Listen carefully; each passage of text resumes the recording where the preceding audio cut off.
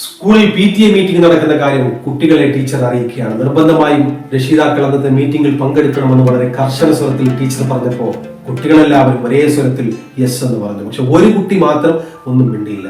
കുട്ടിയോട് ടീച്ചർ ചോദിച്ചു, നീ എന്താ ഒന്നും മിണ്ടാത്തത്?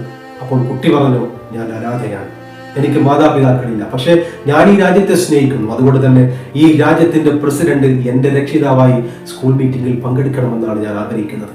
അതുകൊണ്ട് ടീച്ചർ എന്നെ സഹായിക്കണം, പ്രസിഡന്റിന് ഒരു കത്തെഴുതണം എന്ന് പറഞ്ഞപ്പോൾ ടീച്ചർ അത്ഭുതപ്പെട്ടു. അതൊന്നും നടക്കുന്ന കാര്യമല്ല കുട്ടി. പ്രസിഡന്റ് എന്ന് പറയുന്നത് ഒരു സാധാരണ മനുഷ്യരല്ല, ഈ രാജ്യത്തിന്റെ ഭരണാധികാരിയാണ്. അദ്ദേഹം വലിയ തിരക്കുള്ള മനുഷ്യരാണ്. മാത്രമല്ല നമ്മുടെ ഈ സാധാരണ സ്കൂളിൽ അദ്ദേഹം വരുമെന്ന് ഞാൻ കരുതുന്നില്ലെന്ന് പറഞ്ഞപ്പോൾ കുട്ടി കരയാൻ തുടങ്ങി. അവസാനം ആ കുട്ടിയുടെ നിർബന്ധത്തിന് വഴങ്ങി ആ രാജ്യത്തിന്റെ പ്രസിഡന്റിന് ആ സാധാരണ സ്കൂളിലെ ഒരു ടീച്ചർ കത്തെഴുതുകയാണ്. അങ്ങനെ സ്കൂൾ മീറ്റിംഗ് നടക്കുന്ന സമയം എല്ലാവരും ആ സ്കൂളിലേക്ക് വന്നിട്ടുണ്ട്.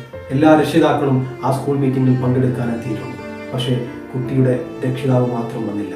അവസാനം എല്ലാവരെയും അത്ഭുതപ്പെടുത്തിക്കൊണ്ട് ആ രാജ്യത്തിന്റെ നീതിമാനായ ഭരണാധികാരി, ആ രാജ്യത്തിന്റെ പ്രസിഡന്റ്, മാതാപിതാക്കൾ നഷ്ടപ്പെട്ട ആ കുട്ടിയുടെ രക്ഷിതാവായി ആ സ്കൂൾ മീറ്റിംഗിൽ പങ്കെടുക്കാൻ വരികയാണ്.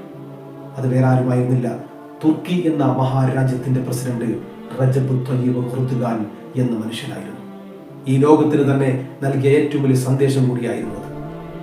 മാതാപിതാക്കൾ നഷ്ടപ്പെട്ട കുട്ടിയുടെ സങ്കടം മനസ്സിലാക്കി ഒരു ഭരണാധികാരി ആ രാജ്യത്തോട് കാണിക്കേണ്ട ദൗത്യവും ധർമ്മവും എന്താണെന്ന്, ആ രാജ്യത്തിന്റെ ഓരോ പൗരന്മാരോടും കാണിക്കേണ്ട നീതിയും കൂറും ബാധ്യതയും കടമയും എന്താണെന്ന് കാണിച്ചു നൽകുന്ന സന്ദേശം കൂടിയായിരുന്നു അത്.